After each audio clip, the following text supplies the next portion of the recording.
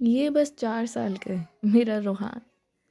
कल तक मेरी गोद में सोता था, मेरे साथ खेलता था, मेरा छोटा-सा बेबी था। और अब वो इतना बड़ा हो गया है कि अब उसके स्कूल में एडमिशन का टाइम आ गया है। और ऑनेस्टली मुझे बिल्कुल भी यकीन नहीं आ रहा कि कब मेरा छोटा-सा बेटू इतना बड़ा हो गया कि उसके एडमिशन का टाइम आ गया है। वैसे एडमिशन करवाना भी कोई ईज़ी काम नहीं होता। पहले टेस्ट, फिर वेट, फिर रिज़ल्ट और फिर ये लिस्ट वाला मोमेंट। अब चलते हैं और देखते हैं कि क्या सरप्राइज़ मिलने वाला है। क्या नेम आया या नहीं? Let's see.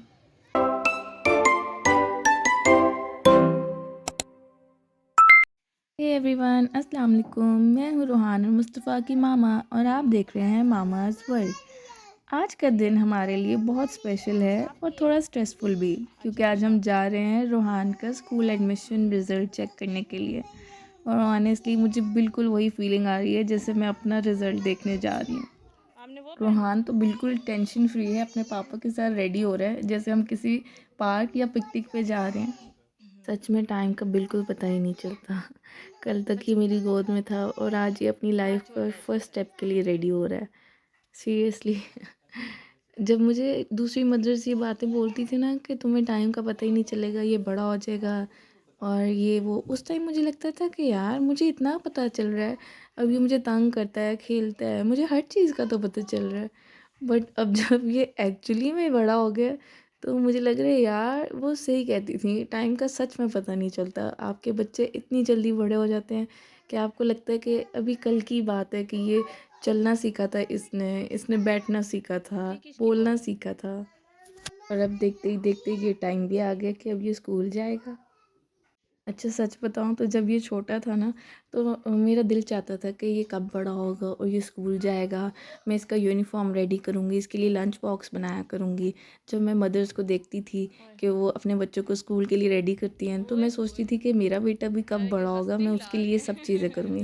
बट अब जब वो एक्चुअली में टाइम आने वाला है ना तो फिर मैं इमोशनल हो रही हूँ। अब मैं कहती हूँ कि यार अब ये बड़ा हो रहा है, ये दूर चला जाएगा मुझसे, स्कूल जाया करेगा। और मैं कहती हूँ नहीं, ये छोटा ही अच्छा था, मुझे इसको अपने पास ही रखना है।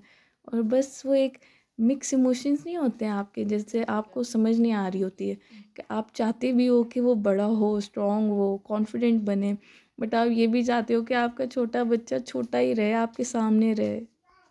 पता नहीं आप लोगों का एक्सपीरियंस कैसा रहा होगा जब आपके बच्चे फ़र्स्ट टाइम स्कूल गए होंगे। शायद हर पेरेंट के लिए एक डिफरेंट और स्पेशल मोमेंट होता है, लेकिन मेरा एक्सपीरियंस ऑनेस्टली बहुत मिक्स्ड इमोशंस वाला है। लाइक दिल का एक हिस्सा बहुत खुश है कि मेरा बेटा ग्रो करे, अपनी लाइफ का नया स्टेप लेने जा रहा है, लेकिन दूसरी तरफ दिल ये भी चाहता है कि वो मेरे पास ही रहे।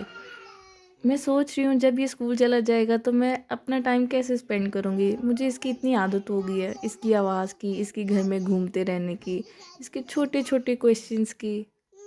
लाइफ का ये फेज़ भी अजीब होता है, हम बच्चों को इंडिपेंडेंट बनाना चाहते हैं लेकिन जब वो इंडिपेंडेंट होने लगते हैं तो दिल थोड़ा उदास हो जाता है। लेकिन चलो अब आगे तो बढ़ना ही है। लाइफ तो किसी के लिए भी नहीं रुकती, ये मोमेंट हमारी पेरेंट्स की लाइफ में भी आया होगा कभी, और अब हमारी टर्न है। तो लेट्स सी अल्लाह ताला ने क्या लिखा है हमारे लिए। एक और चीज़ जिसकी मुझे अभी से ही बहुत टेंशन हो रही है, ये तो मैं अपनी बात कर रही थी। अब रोहान कैसे डील करेगा ये चीज़? क्योंकि जितना पेरेंट्स के लिए मुश्किल होता है ना, I think first day of school obviously वो तो इमोशनल होते हैं। आई थिंक चाइल्ड के लिए उससे डबल मुश्किल है, क्योंकि देखें अब 4 इयर्स उसने अपनी मामा के पास गुजारे, मामा को देखा ऑल द टाइम, मामा, घर, अपने टॉयज़, अपनी जगह, और ऑल ऑफ अ सडन हम उसको स्कूल भेज देंगे, तो उसके लिए तो ये बहुत टफ़ हो जाएगा। तो मैं अभी से ये सोच रही हूँ कि वो इस चीज़ को कैसे डील करेगा, और वो एक बहुत सेंसिटिव चाइल्ड भी है, तो आई थिंक वो एक बहुत ही टफ़ टाइम देने वाला है मुझे। बस फिर इन्हीं सब थॉट्स और फीलिंग्स के साथ हम निकल गए, और देखने में तो सब कुछ नॉर्मल लग रहा था लेकिन अंदर से कुछ भी नॉर्मल नहीं था। ऐसे लग रहा था जैसे मैं अपना रिज़ल्ट लेने जा रही हूँ। सेम वही फीलिंग आ रही थी जैसे अपने पेरेंट्स के साथ अपना रिज़ल्ट देखने जाते थे, तो जो डर लग रहा होता था, जो नर्वसनेस होती थी ना, सेम वही आ रही थी। जैसे अब पता नहीं क्या होगा। अच्छा, और दिमाग में ना दो तरफ चल रहा था, अच्छा अगर नेम आ गया तो, अगर नेम नहीं आया तो, अच्छा अगर हो गया तो ऐसे करेंगे, ना हुआ तो ऐसे करेंगे। बस बहुत से क्वेश्चंस, क्वेश्चंस के आंसर्स, फिर क्वेश्चंस, अजीब सी मिक्स्ड फीलिंग्स थी। और कभी-कभी ना रास्ता भी इतना लंबा लग रहा होता है जैसे ख़त्म ही नहीं हो रहा। आपको ऐसे लगता है कि सेम यही रास्ता है, आप रोज़ गुज़रते हो, बट आपको कोई टेंशन नहीं होती, आप रिलैक्स जा रहे होते हो। लेकिन जब आप किसी काम से जा रहे होते हो ना, तो ऐसा लगता है कि यार ये रास्ता ख़त्म क्यों नहीं हो रहा। फाइनली हम पहुंच ही गए। अब स्कूल को देखकर तो स्ट्रेस लेवल और एंजाइटी मज़ीद बढ़ गई है। लेट्स सी अब क्या होता है। और यहाँ रोहान को देखिए, बिल्कुल रिलैक्स, जैसे कोई टेंशन ही नहीं। शायद बच्चे इसीलिए क्यूट होते हैं, उन्हें फ्यूचर का स्ट्रेस नहीं होता, स्ट्रेस सिर्फ पेरेंट्स को होता है। अब हम नोटिस बोर्ड देखने जा रहे हैं और हर कदम के साथ मेरी हार्ट बीट और तेज़ होती जा रही थी। यहाँ पे एक और फादर भी लिस्ट चेक कर रहे थे। शायद वो भी इन्हीं सब इमोशंस के साथ अपने बच्चे का नाम ढूंढ रहे थे, जैसे रोहान के पापा ढूंढ रहे हैं। एंड यस, अल्हम्दुलिल्लाह, फाइनली हमें मिल गया रोहान का नेम। यस, इट इज़ अल्हम्दुलिल्लाह। और इस मोमेंट की एक्साइटमेंट को शायद मैं वर्ड्स में एक्सप्लेन भी नहीं कर सकती। मैं और रोहान के पापा ऐसे फील कर रहे थे जैसे हमारे एग्ज़ाम्स थे और हमने अपने एग्ज़ाम्स में टॉप कर लिया हो। रोहान को तो इस चीज़ की इतनी समझ नहीं थी कि ये क्या हुआ है, लेकिन हम दोनों पेरेंट्स के लिए एक बहुत बड़ा प्राउड मोमेंट था।